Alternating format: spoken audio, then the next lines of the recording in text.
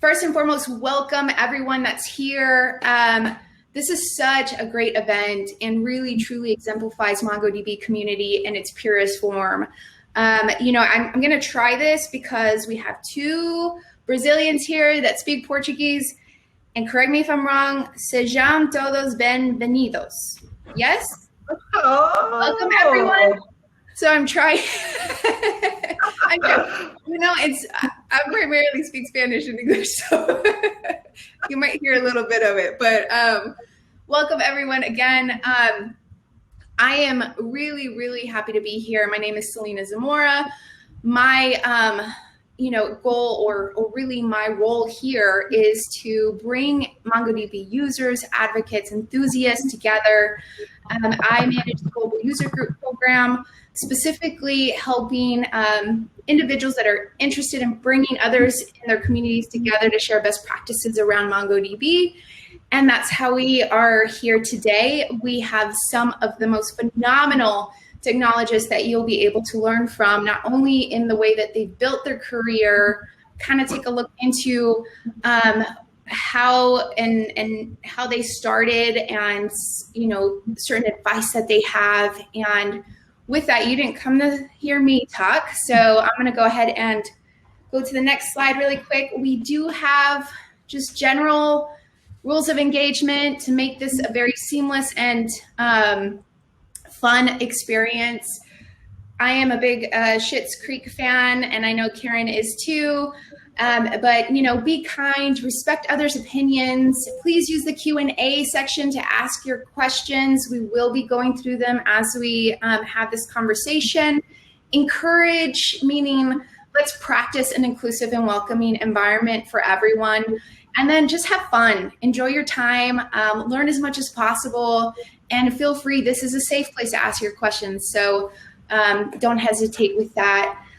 Really quickly, I do have to do my role and my job to just kind of pitch our MongoDB community, which really is easy to do because it's an opportunity for users like you and MongoDB teams to gather and share best practices, learn from one another, connect on a global and local level. From our developer forums where you can jump in, ask your questions 24/7 and be able to get really valuable responses from teams, from users going through this similar issues and industries. We have our champions program, which Dani is a champion, and we are so excited for her to be a part of the program and really set the foundation. Not only does she has set the bar, let me tell you. And then our user groups, which you are experiencing right now, which really is just another platform for you to connect. So with that said, let's get to the main event. For the love of databases, we have this phenomenal interview. I want to thank Karen. And she's going, every time I practice your last name, I'm like, Huaulme, right? That's good, yeah. Everyone has really interesting names, which I love because I'm going to practice. And if I don't say it right, please correct me. But Karen has been such a community advocate and really exudes the spirit of community because she brings people together on a regular basis. As you can tell with Alex being here and Dani and bringing them together. So she is really going to lead the conversation. Dani, okay. I'm going to say your name, Monteiro? Yes, perfect. Monteiro. Is a data engineer and a TEDx speaker, is currently writing a book and all the things. I need to catch up. And Asya Kamsky, yes? Yes. Got it. Okay, so Asya is a principal engineer. She works directly with our CTO. She has a wealth of knowledge of MongoDB, and honestly, every one of them has so much to provide you. So with that, I'm going to go ahead and kick it off and head over to Karen and let her lead this conversation. And thank you again, everyone, for joining.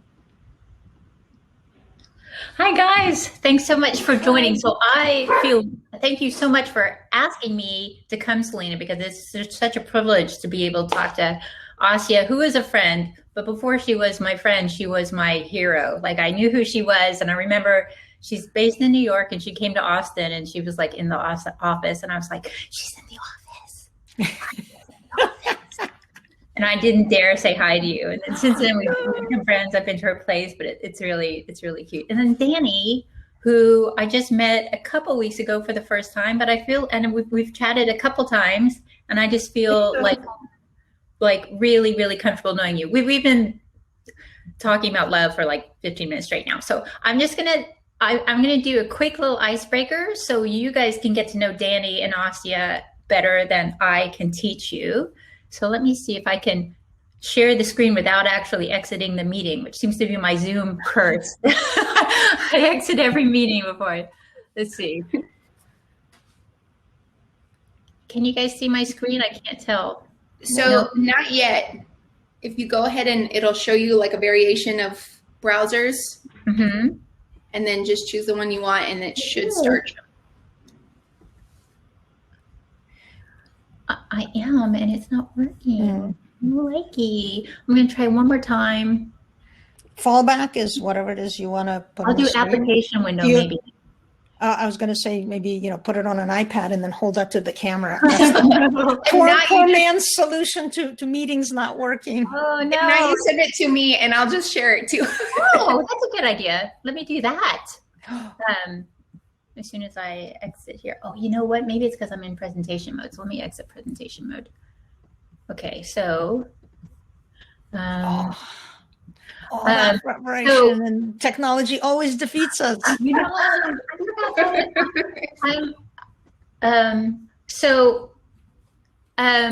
Well, let's go ahead and while I do this, before we do this, let's go ahead and get started because I'm really interested in knowing. So, when I was little, I wanted to be a doctor, but I get to college and I'm really bad at biology, like horrifically bad at biology. And I wanted to be a lawyer, and then I wanted to be all these other things. So I'm interested in your path to get here. Dani, you've done so many things. Selena touched on most of them over the last, between a developer and a DBA technologist. Did you always envision your career path being so technical? Did you always want to get into technology? How did you start out? Oh, Dani, you're muted. You're muted. It might be me. Sorry. Because I have a dog, and my dog is very, very terrible. The truth is, I was only interested in data in the college.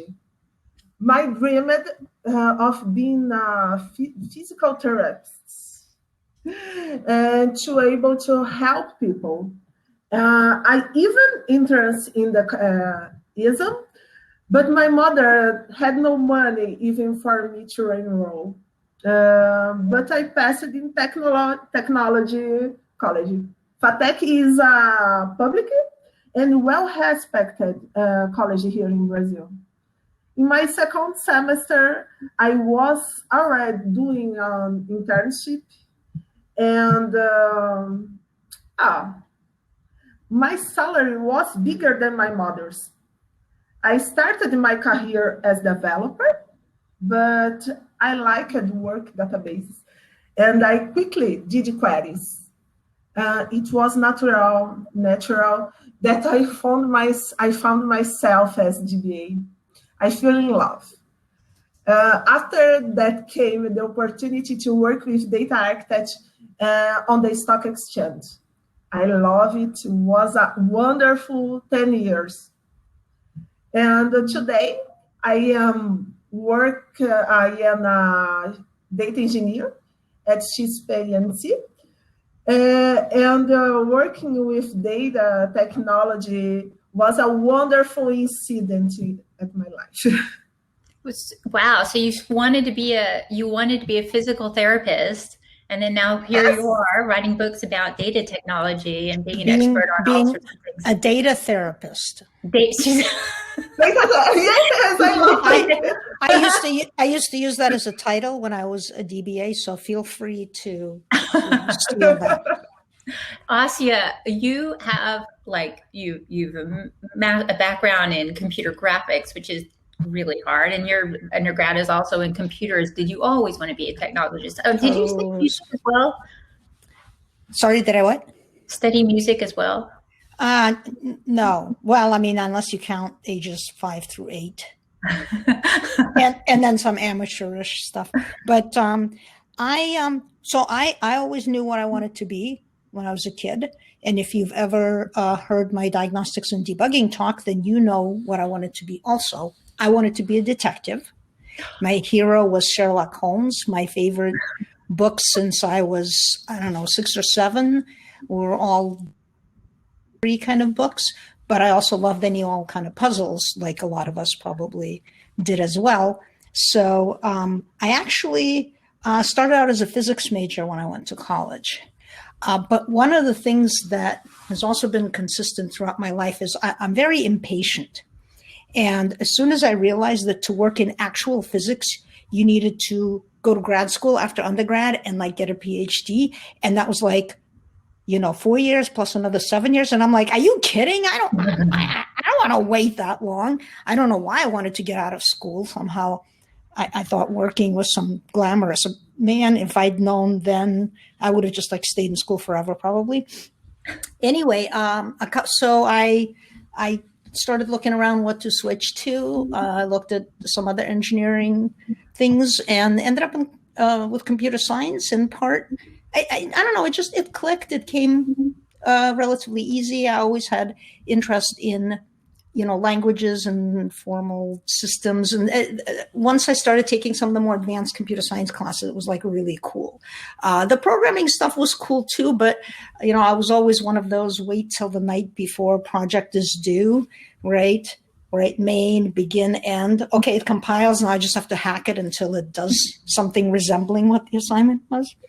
And then I did computer graphics in grad school because computer graphics class was one of my favorites as an undergrad, in part probably because you get to see what you work on, as opposed to a lot of other parts of computer science where it's some underlying thing that somebody else gets to use, right? And so I have no idea. I just fell into databases by just getting a job with a database company once, many, many, many years ago. And somehow after that, I found a lot of jobs. I worked for startups most of my career through friends. So friends were like, oh, we need somebody on the back end. We need somebody who understands databases. And so that's how I ended up there. So I worked with relational databases for many, many years because that's all there was more or less for databases. And then I got really fed up with databases because I kept trying to make them do things they were never designed to do. So I was like, that's it. I'm quitting databases. And I went to work on something completely different. Tired of data wrangling. Data wrangling is data wrangling is a big thing. Yeah. Oh, and I had titles. Like data janitor. I mean, this was like the .com years when we made up our own goofy titles, right? Data therapist. I did data warehousing. Yeah. There are some things in your past that I do want to ask you about. Selena, do you have those pictures? Asya doesn't know I'm doing this. I think I might have mentioned it. Is this what you were going to put up? Can you share? I'm holding my breath. Okay, so we'll go with Dani first. Dani, goof pictures of you that we found. You have just tell us a little bit about, because you look at your titles here on, like you super serious person that I'm terrified to speak to, but then you see these pictures, you're like, oh, I can totally hang with her. Let's go have a margarita on a beach in Bahia or whatever. So tell me about them. With cell phones and thousands of selfies, taking a photo is a bit monotonous. That's why in my cousins, and I took funny pictures, making faces with strange poses. And then we laughed a lot in the family group, in the WhatsApp. Some photos become a private memes. And when the group is very still, we laughed a lot with photos and the jokes that only we understand. The same happens with my fiance and my stepchildren. He take a lot of pictures together, and as they are children, they say that I am the best aunt, but because the pictures are funny. I have fun being a stepmother. In Portuguese, we say boadrasta. And I love being with children and watching their growth. So that's your family. And then the other one, were you at Carnival or something? Carnival? Yes, I love Carnival. We gotta go to Carnival. Asya, you and me, we go with Dani for Carnival. Okay, sure. I have other picture. Here in Brazil, Carnival is a big party. This year, because of the pandemic, it was canceled. And my family is very large. And everyone loves to party. Last weekend, my grandmother's birthday, and she loves parties with 75 years old. And there was no outside the family due to pandemic, but the children and I had the idea to having a carnival party. A few adults joined, but I rented a costume and have a great time with children. Oh, that's great. So go to the next slide, Selena, if you can, because I have to ask Asya about this one. I'm afraid to ask. I bet I know what it's going to be. Well, there are a couple. Yeah, okay. You can pick one and tell us about it, but please pick the one that I'm wondering about. So probably the top one. So the top one, this is an overhead compartment of a Continental 757. It happened to have been parked at Houston Airport in the hangar at the time, and I was there as part of a frequent flyer social event that Continental hosted. I think this was like in 2009, so before they merged with United. And Continental always had that tagline about having the largest overhead bins in the sky at the time. And so we're like, oh yeah, are they the largest? And so one of the people climbed up there, took a picture, and then the rest of us all had to do it. So the plane was parked, there's nobody on it except us. And because people go, how did you get up there? I said, well, you have to stand on the seat, then you have to stand on the arm. And then it really helps if somebody can help you like swing your legs in, When I saw that, I was just imagining getting on the airplane and like opening it up. Yeah, so I have this as I think my background picture in on Twitter, and the tagline on it is real frequent flyers know that there are lie flat options in coach too. Okay. Because 2009 is when they just started with the lie flat seats and like first class and whatnot. And it's like so that's when they make us put the bag in the seat in front of us, so Asya has a place to lie down. So exactly. And then the one on the right with the blue dude, that's the Lego Museum. There's actually multiple locations. This one was in Singapore. Like I said, I love to travel. So we were in, and a friend of mine started this thing where whenever he sees a statue, he gets into the same pose as the statue and then has somebody take a picture of him. So I thought I would try that with the blue Lego man. And I don't know, I think I'm mirroring him pretty well. You are? That's very, very good. Okay, great. Thanks.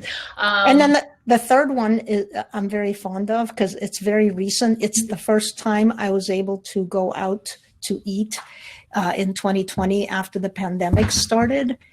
So I know you could probably tell I'm actually outside.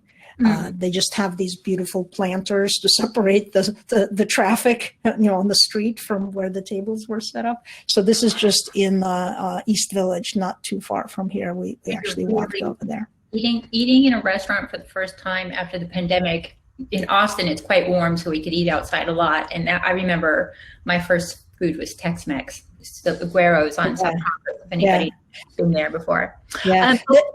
This was a steakhouse, and the picture was posed as a joke. I actually ended up taking that bone home because I wanted to try making my own bone broth from it. Came out very yummy. Yeah, it was very yummy. Okay, so so now that we know a little bit about these crazy technology, the personal sides of these really super techie, super women, I'll go back to the questions about career, because this is a career focused thing.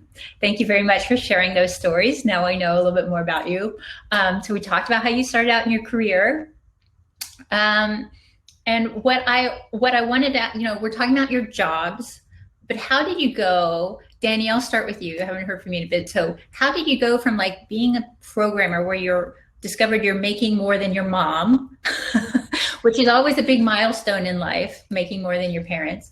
How did you go from being that and solving your problems to sharing your knowledge with others? And both of you have done so much work, like sharing what you know. We've all sort of benefited from that, from your desire to do that. So why do you do that?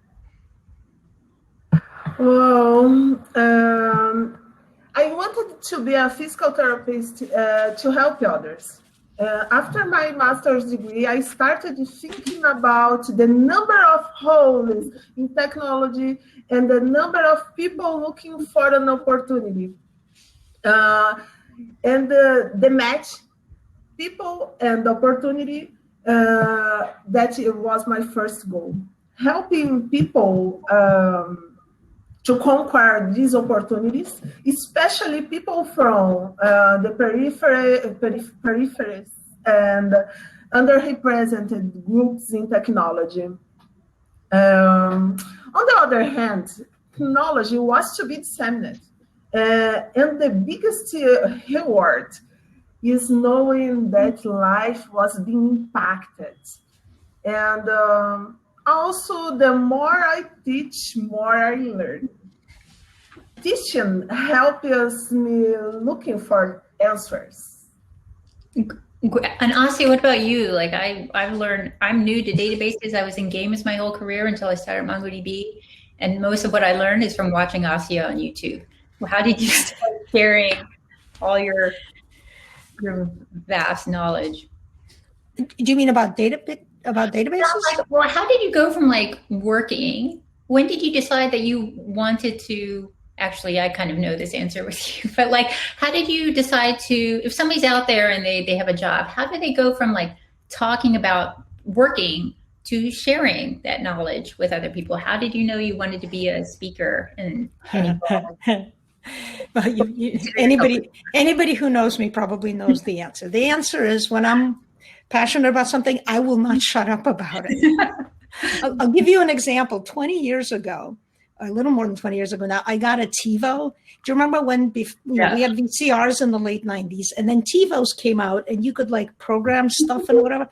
And I just like kept telling all my friends how it was incredible and it changed my life. And they'd be like, oh no, I don't want my life to be ruled by TV. I'm like, that's why you need a TiVo, right?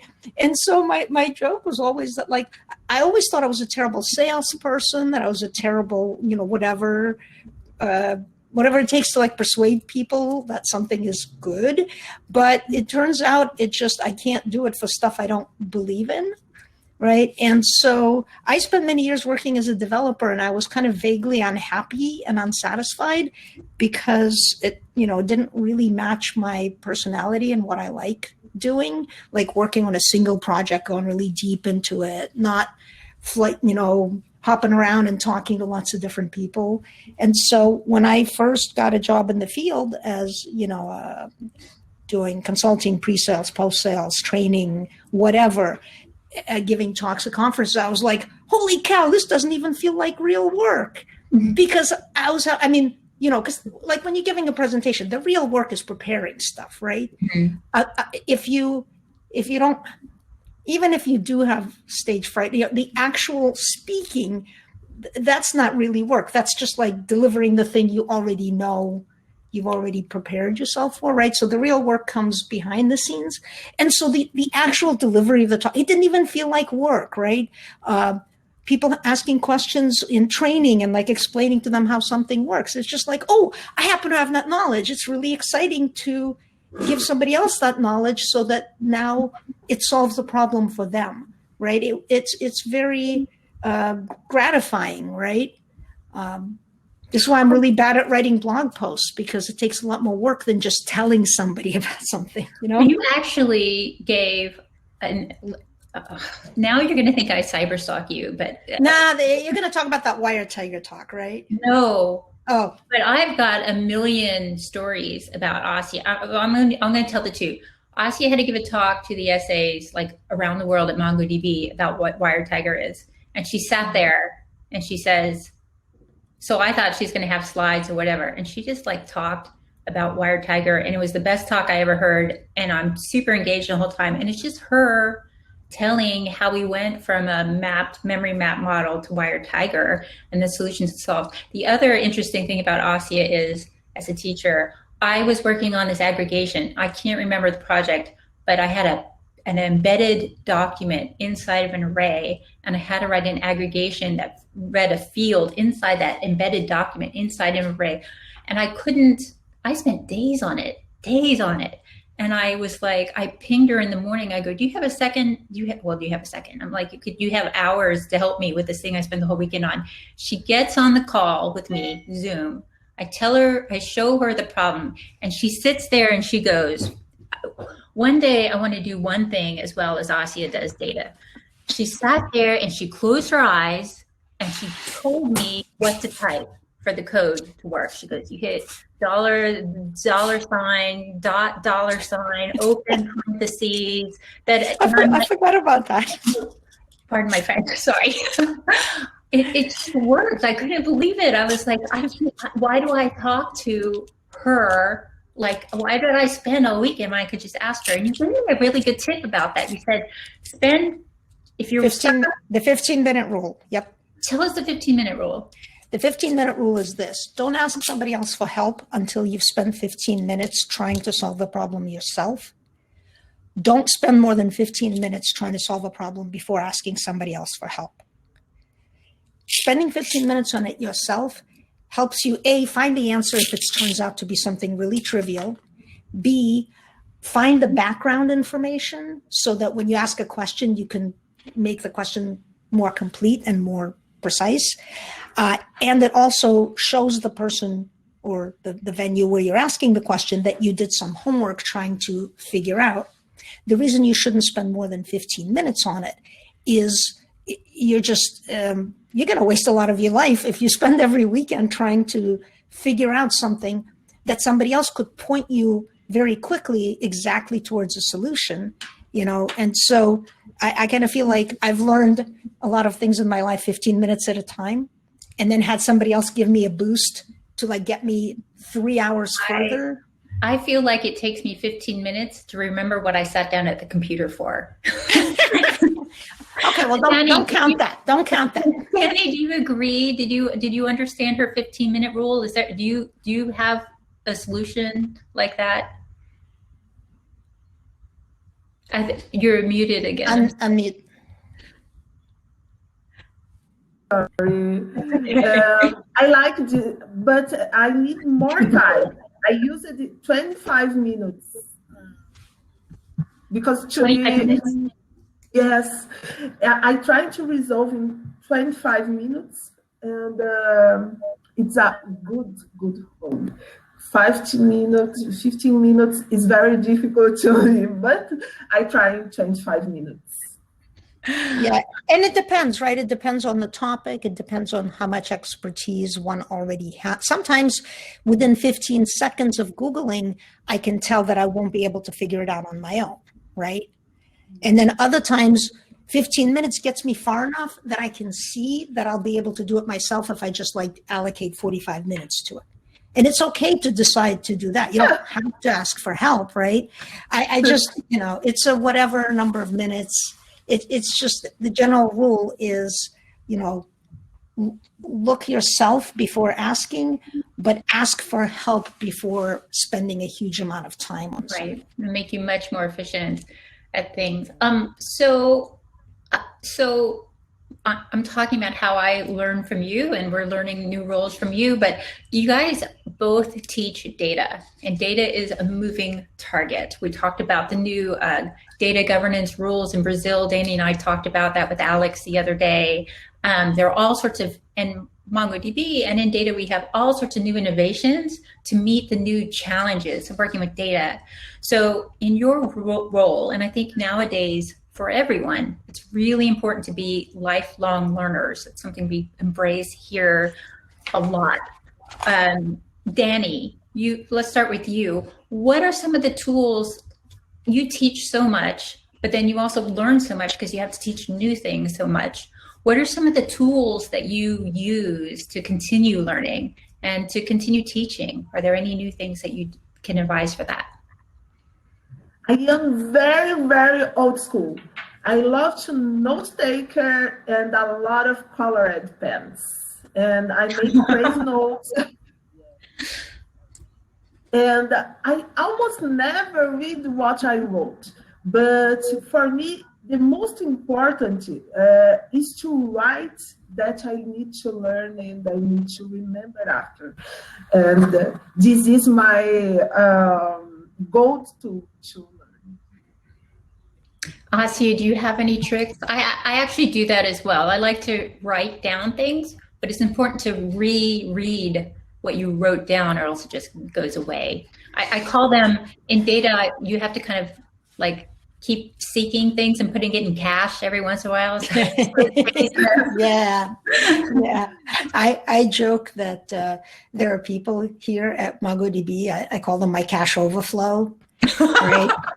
So like, Chris Harris in TSE, on the TSE team. So like once he became expert level at query problems and bugs and server tickets, I'm like, I don't have to remember Jira ticket numbers for anything. And I'll be like, Chris, what's the ticket that's blah, blah, blah. And he's like, oh yeah, that's like server 37125. I used to do that, but we have like a lot more Jira tickets now than we used to. So, it's like use resources that are available to you, right? I have no idea how I learned things before there was the internet.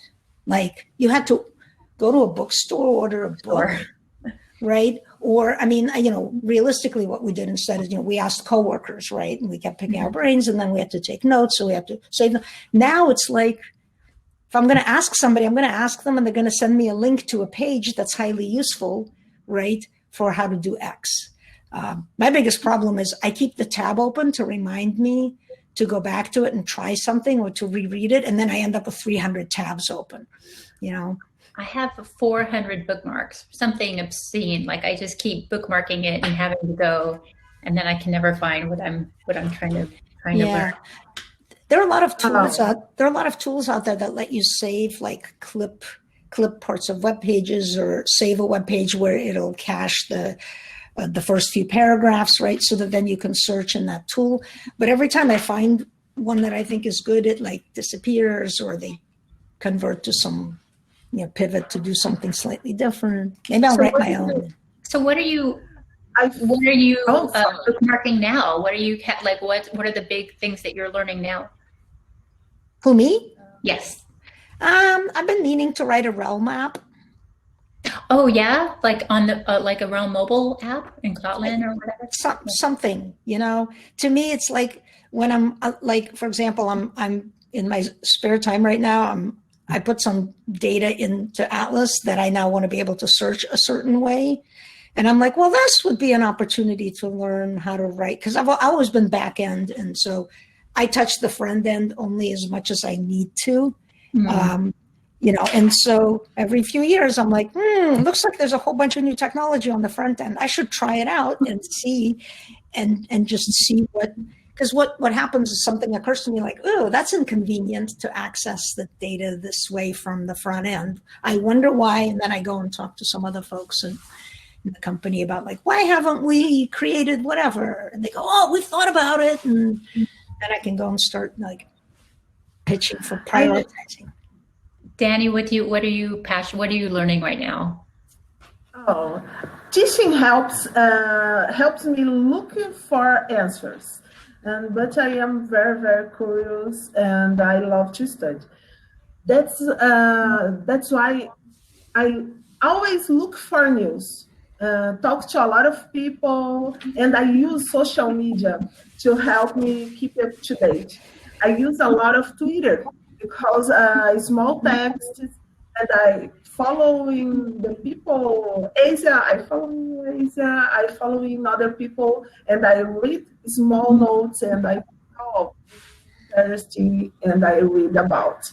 I think social media is a very, very important way to learn, specifically Twitter and LinkedIn. Somebody put something in the chat that Shanmuk, I really like this. He says this is something that Asya reminded him of. Paper is to write things down that you need to remember, and our brains are used to think. So I always like write things down. My thing is I write things down and I can't remember where I put the paper, but when I learn it again, it helps me if I read what I wrote as opposed to read the book or whatever that I learned from. So, let's see, Jamie asked a question. So run into issues, tone policing, we might need to translate that for Dani, as a non-male in tech. So I'll ask Asya first, and Alex, maybe you could ask Dani for me. Can you tell us about challenges that you've come up against and how you've approached them? And anything you've learned that might be helpful for other folks in the call navigating political forces? Yeah. This is an interesting one, right? Because I actually wondered if anything would come up specific to the fact that we are women, because, you know, we're engineers, we're database technologists. It's, you know, we also happen to be women, right? How does that impact things? And in part, I feel like I've been lucky in that I didn't really come across that much, you know, pushback, like you don't belong here. Or also you know, if you've heard me speak, my patterns of speech tend to be maybe a little more traditional to males rather than females. I tend to be quite assertive and opinionated, and I'm not shy about offering those opinions. I've wondered sometimes whether there have been situations where something hasn't gone the way I thought it should because I'm a woman, but I don't think anybody has ever like overtly tried to like tone police or express that they thought my opinion was about something related to the fact that I was a woman. In part, just, you know, these things are cyclical. And, you know, I got my degree and entered the industry when there were a lot more women doing CS. It then dropped significantly, which was just so weird to me. I just assumed it was going to keep going until it was going to get to be about 50-50. So, but I have to say that I do really enjoy, so at MongoDB, we have an underrepresented genders in tech social group, sort of, you know, where we kind of help each other and talk about stuff. And I enjoy chatting with folks in that group and kind of giving them some of the perspective I have from, you know, the last 30 years. And I'm kind of hoping, you know, this won't be an issue some point in the future, but, you know, naturally human beings are human beings. So we have implicit biases that we're raised with, and so to some extent that there might always be an issue, but I think that it's something that hopefully will become much less of a thing. You know, it's funny because I'm an underrepresented woman in tech, and I do remember coming out years ago. First of all, I remember, I don't want to talk about racism in Texas, but for me it was something came up a lot. My kids, it's not, and that makes me thrilled. For technology, when I joined, so I joined NVIDIA or 3DFX was my first tech job, but when I joined NVIDIA many years ago, 20 years ago, something like that, I make this joke, I have to do talks to women in tech, and I'm happy that there's so many more women in tech, but at the time, like there was like 200 people in the office and there were 3 women. And one of them was the office manager, one of them was recruiting, one was me. So when I talk to these women in tech who are students and stuff, I'm like, you guys really missed out. I'm happy you're here, but I had the bathroom all to myself. Like I could just go in, leave my gym clothes hanging in the bathroom. It was great. Like everybody was fun. That's Karen, always looking on the bright side of everything. I love your perspective. Alex, maybe you could translate. I don't know if Dani understood that. Maybe you could translate it real quick. If it's an issue in Brazil, I'm interested. Dani, unmute. Sorry. In my country, I have some difficulties, and my struggle is to change it. But I think it is important to count on the help of other women, see that there are many good techniques to be inspired and many communities to support you. If I stay each other, if we stay together, it's easier than alone. I will say that Asya is right in that we are all we just happen to be women, and it's funny when I used to work at Twitch as well, and I was on a call once, and it was our engineers talking to like Rockstar Games engineers, and there were 5 women. There were 5 engineers in the room, and we all just happened to be women. And it was such a nice moment. But I really want to get to that point where Ruth Bader Ginsburg. They said how many female judges should there be on the Supreme Court? 9. 9. Yeah. Because there've been 9 men on the Supreme Court. Why can't there be 9 women on the Supreme Court? Nobody's thought it was weird. Exactly. Yeah. So. Let's see. I actually have a Ruth Bader Ginsburg copy. Yes. Yep. I'm going to. So, how are we doing on time? So we only have 10 more minutes. I want to kind of go. Asya gave this fantastic.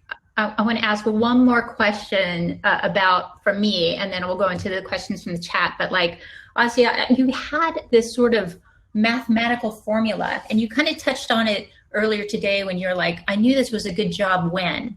Do you have advice for people who are starting out? Like, how do they know that they've landed in a good spot, that they're in a good career?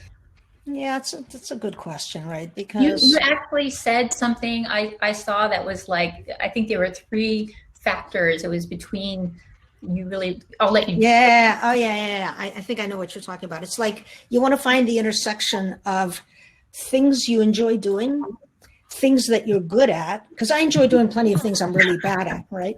And things that somebody is willing to pay you for. Because there's plenty of things I enjoy doing and I might be good at them, but nobody's going to pay me to, play solitaire all day or play, board games or whatever, right? So if you're in technology, we're in technology, I'll just speak in first person. We are incredibly lucky, incredibly privileged that what we know how to do is worth a lot of money to so many companies, right? Because there's plenty of people that, they don't have the background, they never went to school for this, and they can't just be like, oh, I'll go into tech because there's money in it and it looks like fun, right? They'd have to learn how to. So what we already know how to do is valuable. So the key is finding, essentially a job where the job description doesn't make you think you're going to hate going to work every day, right? And it took me too long to figure out that, being a developer was kind of that for me because, in abstract, it seemed kind of cool. But if you think about what you're doing day to day, it's like, maybe not so much, right? So it's also different later in your career than earlier in your career. Because I believe that for some roles, you really have to have experience in other roles. Like, for example, I spent a number of years in product management for a highly technical product. And I said, you have to spend at least a year or 2 as a developer working on the product, right? Writing code, being the consumer of the requirements that the product manager sends you, right? Because if you don't understand, as a product manager, if you don't really understand what the engineers are doing and how they work, it's going to be hard to work with them. On the other hand, to be a good product manager, you really have to understand how the customer is thinking about the product and what the customer is doing. Facing role, whether it's tech support or consulting or pre-sales for a year or 2 is also incredibly helpful. So I could see somebody early in their career making a decision to spend a couple of years in a job that maybe doesn't excite them that much, but it would help them learn and gain perspective for a job that they're really excited about being able to do well later on in their career. Right. And it's okay to change. Asya, I started a few years here in a different role. I'm on this role, Yep. which is super fun. And maybe in a couple of years, I'll want to be in something else. And Asya, I know you've worn many, many hats here as well. Yep. Dani, Not 9 years is a long time to only wear one hat. yeah. Dani, what sort of advice do you give to people to find what's right for them? How do you know what's right for them and if it's a good fit and how they maybe might change?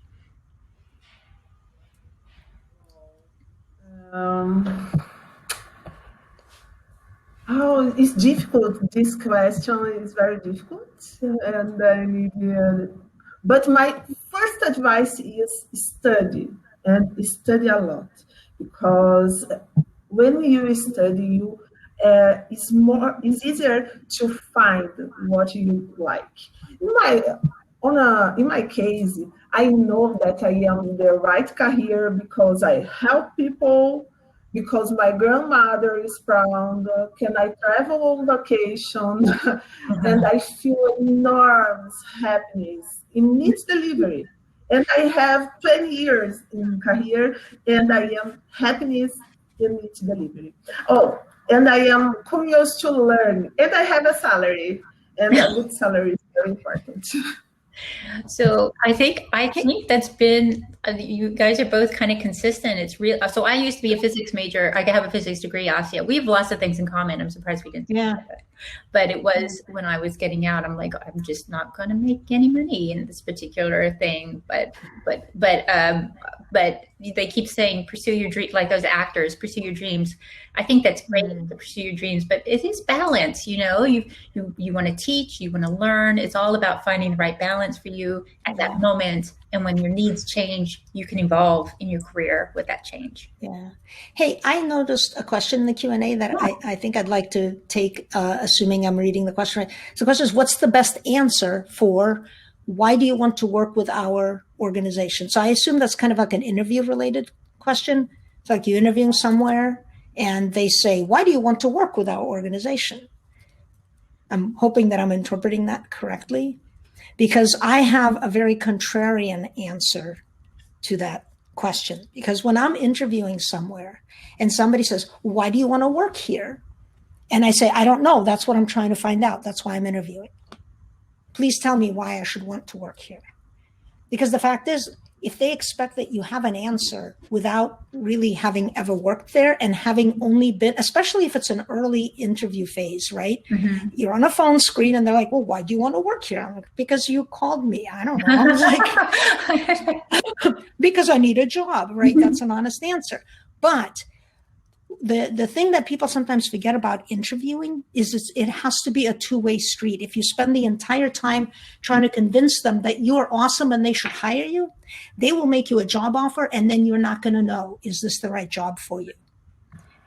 And then it's like, oh, can I talk to a few more people and now I can ask them questions, right? And so to me, it's really important when I'm interviewing somebody that they're also interviewing me. Mm-hmm. And when I'm interviewing somebody, I'm not just, polling for whether they're the right person for us. I'm also pitching why we might be the right place for them. Is it ever a warning to you if you're interviewing somebody and they don't ask you questions?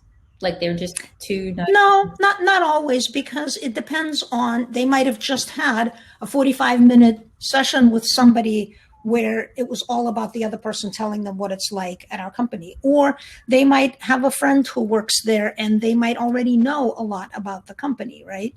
And sometimes I just don't let them get a word in edgewise, right? I ask them a bunch of technical questions and they feel like they have to answer everything I ask them, right? So I don't want to hold it against them that they, didn't be like, I've had interviews like that. My very first phone screen with MongoDB, which back then was called 10gen, the person was scheduled for 45 minutes, and for 44 minutes, they asked me questions and I answered them. And then they literally were about to ask another question. I said, look, we only have 1 minute left, so can I just get one question in? Why should I work for you guys? And he gave a terrible answer. And so I was going to stop the process at that point. But the recruiter, to his credit, convinced me to talk to one other person with whom they instantly established much better rapport, who gave a great answer to that question. And the rest, as they say, is history. Yeah. So we're about an hour. You guys have been super fun. Dani, I want to end with you. Thank you so much for joining, and I know, and Alex, thank you for helping Dani join us and feel comfortable with us. We love having you. What is one main takeaway, Dani, that you would tell our audience here today about their career? I know you said it's really important to learn and study, but like, is there one last thing you want to say in parting that we could leave here today from you? Oh my goodness, my advice is about the persistence and study a lot, because where you go, technology, wherever, study a lot, technology goes with you wherever you go. It's the most important thing in the life, because when you study, you can help other people, you can help other organizations, and thing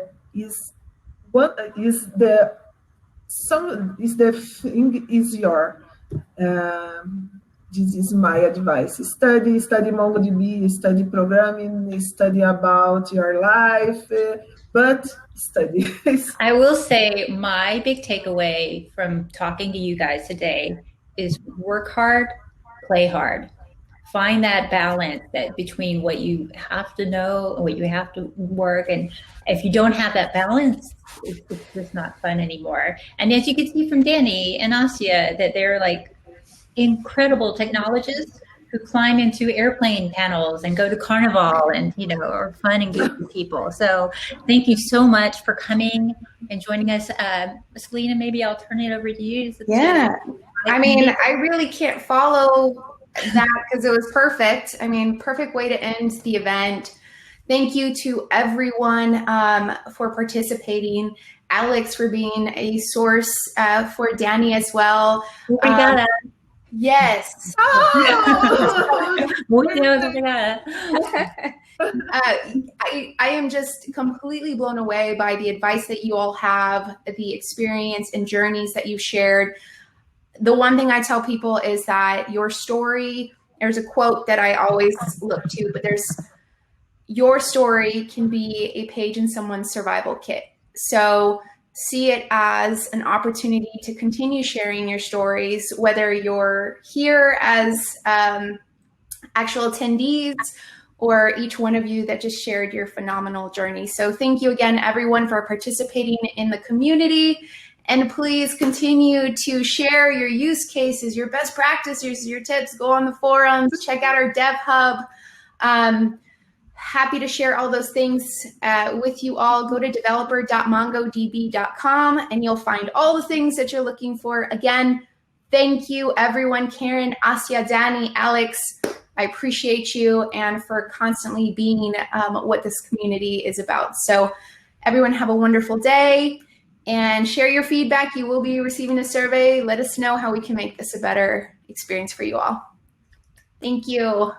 Ciao. Thanks, guys. Bye.